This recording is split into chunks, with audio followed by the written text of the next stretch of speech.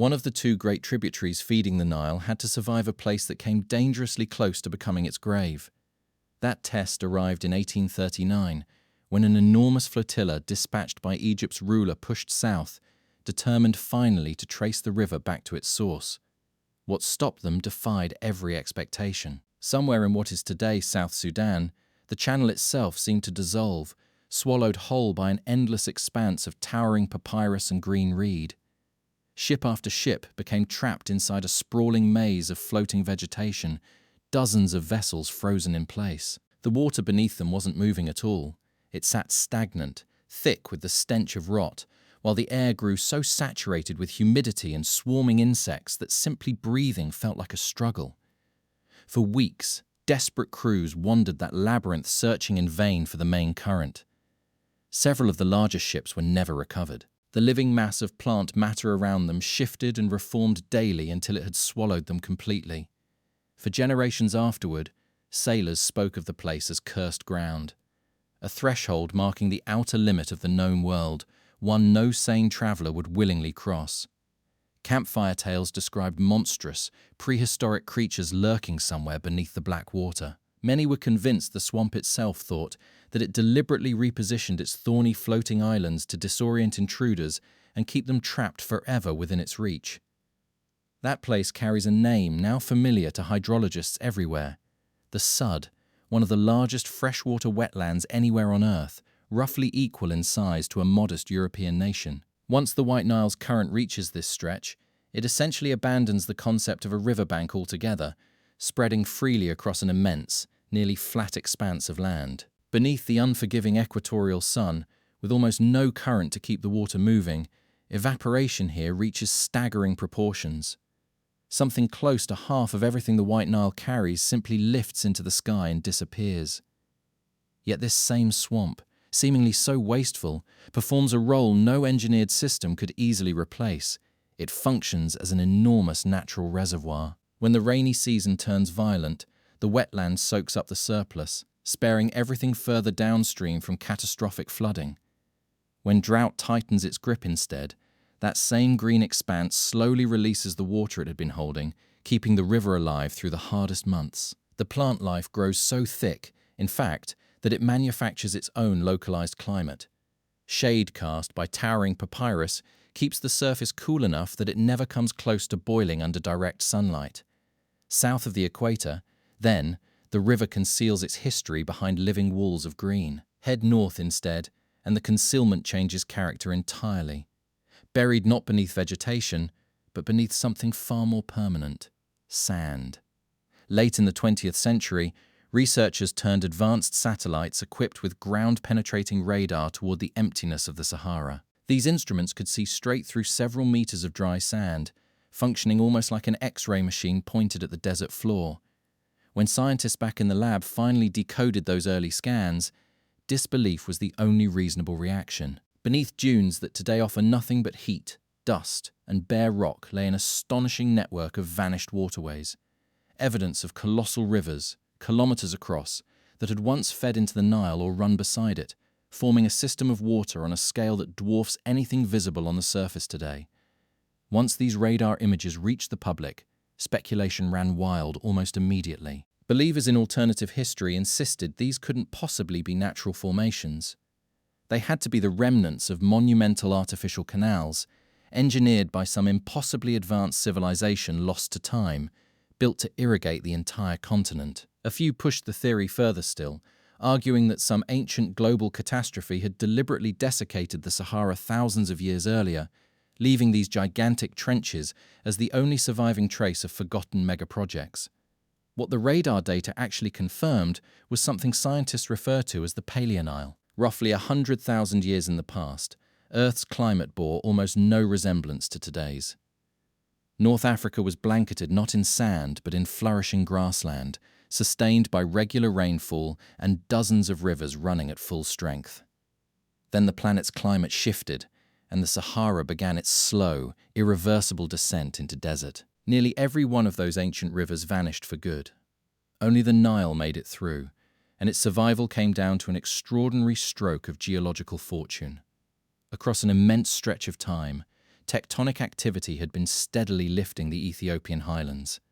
That gradual uplift produced a steep gradient, and that gradient handed the Blue Nile enormous speed and cutting power. For thousands upon thousands of years, millions of tons of rushing water tore through solid stone, gradually carving out a deep canyon. Because the river had cut so far down into rock, its surface ended up shielded on both sides by tall banks, sheltered from the desert's relentless drying winds. Evaporation dropped sharply as a result. In essence, the Nile owed its survival to the trench it had dug for itself and then hidden inside. Nature had spent millions of years perfecting that arrangement. Humanity decided to override it entirely, in roughly a single decade, and the consequences of that decision would prove impossible to reverse. By the middle of the 20th century, Egypt's government had committed to an engineering undertaking of almost unimaginable scale. For thousands of years, the Nile had followed its own logic, bursting its banks without warning, wiping entire settlements off the map, yet also breathing life back into scorched earth in the same stroke. To finally end that unpredictability, and to secure an inexhaustible source of electric power at the same time, an unprecedented decision was made: seal off the great river behind a colossal wall of concrete. Constructing it meant relocating tens of thousands of people from their homes. It also meant a race to save irreplaceable pieces of history. Enormous ancient temples, their stone statues towering as tall as multi-story buildings, had to be cut into thousands of individual blocks and reassembled far above the rising waterline, so they wouldn't disappear beneath the artificial sea rapidly consuming the valley. Ordinary residents watched that grey concrete barrier rise with genuine dread. Rumours spread through nearby villages that damming a sacred river would provoke the fury of nature itself, along with whatever ancient forces had governed those waters since time immemorial. Many were convinced that forcibly silencing the river's rhythm would strip the land of its life-giving power for good. Darker rumours still claimed the trapped water would grow stagnant and poisonous, turning a once thriving valley into a cursed, barren wasteland incapable of sustaining a single living plant. That undertaking became known worldwide as the Aswan High Dam, and purely as a feat of engineering, it stands as an unqualified triumph. Behind its concrete face, a reservoir stretching nearly 500 kilometres took shape. The country gained cheap, dependable electricity and, for the first time in its recorded history, freedom from both ruinous floods and crop-killing drought. But something else got trapped along with the surplus water, something arguably just as critical: the Nile's legendary silt. For millennia, the river's seasonal surge had hauled millions of tons of dark, mineral-dense soil down from the Ethiopian highlands, spreading it evenly across farmland downstream like an endlessly renewable, entirely free fertilizer. Now, all of that priceless material simply piles up year after year on the reservoir floor, unable to travel any further. Cut off from that natural cycle, farmers have turned instead to thousands of tons of harsh chemical fertilizer, slowly poisoning the very ground that keeps them fed. Losing that ancient magic at the delta turned out to be only the beginning, because something even more consequential has been unfolding far to the south, at the exact spot where the river is born. Not long ago, fresh satellite images out of Ethiopia revealed an enormous new structure, and the discovery sent alarm rippling through diplomatic circles in every country downstream. Rising directly across the Blue Nile, the very tributary responsible for the majority of the river's total volume. A massive new dam was taking shape at astonishing speed. This time, construction wasn't happening safely near the river's mouth. It was happening right at the source itself, exactly where that vital seasonal surge capable of piercing the Sahara originates. A regional diplomacy grew as taut as a wire pulled to its breaking point, dragging on through years of exhausting, often bitter negotiation. Whoever controls that single valve effectively holds the fate of more than 100 million downstream residents in their hands. Public discourse online caught fire almost instantly with alarming theories. Prominent voices insisted this was no ordinary power station, but a genuine geopolitical weapon. A switch that could, in theory, be closed deliberately to pressure nations dependent on that water. Grim forecasts spread through the press. Fill the reservoir too quickly, some warned, and the Nile's channel could run completely dry within a matter of months, exposing cracked mudflats where a mighty river once ran, reducing Africa's proudest waterway to a string of stagnant, foul-smelling puddles. The structure itself carries an official name: the Grand Ethiopian Renaissance Dam, conceived as a straightforward hydroelectric project meant to pull millions of people out of poverty and darkness. The real obstacle, though, lies in physics that no amount of goodwill can bypass. Before those massive turbines can spin at all, an entire reservoir has to be filled from nothing. Tens of cubic kilometers of water, comparable in volume to a small sea. And for every year that filling process continues, that water simply cannot reach Egypt. Worse, an artificial lake of that size sitting beneath a relentless equatorial sun guarantees that millions of tons of water evaporate annually, permanently removed from the river's overall balance sheet. Engineers have pledged to fill the reservoir as gradually and carefully as possible, but shifting climate patterns have made regional rainfall harder than ever to predict. The practical result is a steadily thinning stream of fresh water making it through the desert to its final destination.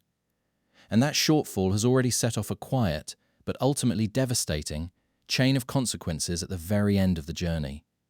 Which returns us to where this story truly begins to hit home: the fertile lowlands of the Nile Delta, where ordinary farmers have spent recent decades confronting something they can barely put into words.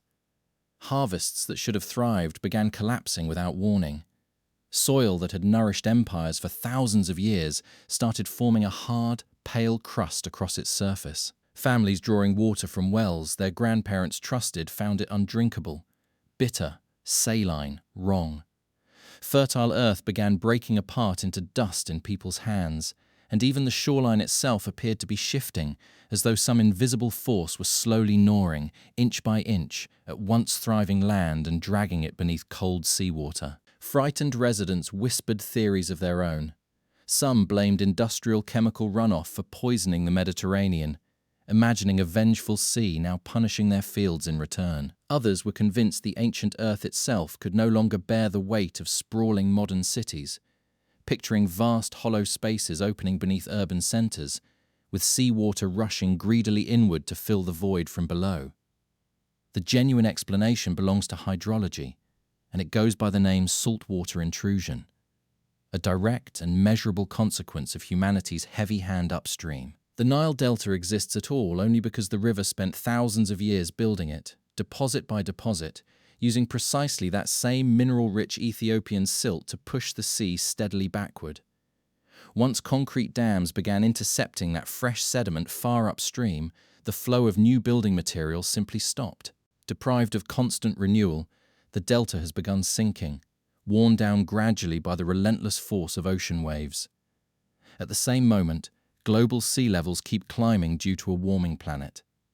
Combined, these two pressures have unleashed an aggressive marine advance. Saltwater is forcing its way deep underground, contaminating freshwater reserves throughout the region. The ground grows saturated with corrosive salt until even the hardiest crops can't survive it, and once safe wells turn toxic. Weakened at the exact point where it should be strongest, the great river can no longer hold the ocean back.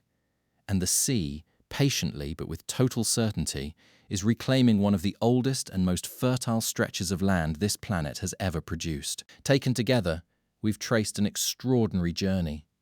Through the roaring seasonal floods of the Ethiopian highlands, into the green, time-suspended maze of the Sudd, down through radar images buried beneath the scorched sand of the Sahara, past concrete barriers choking the planet's arteries, and out to a coastline being quietly dissolved by salt. For countless centuries, the Nile's survival across some of Earth's harshest terrain depended on an extraordinarily precise natural balance.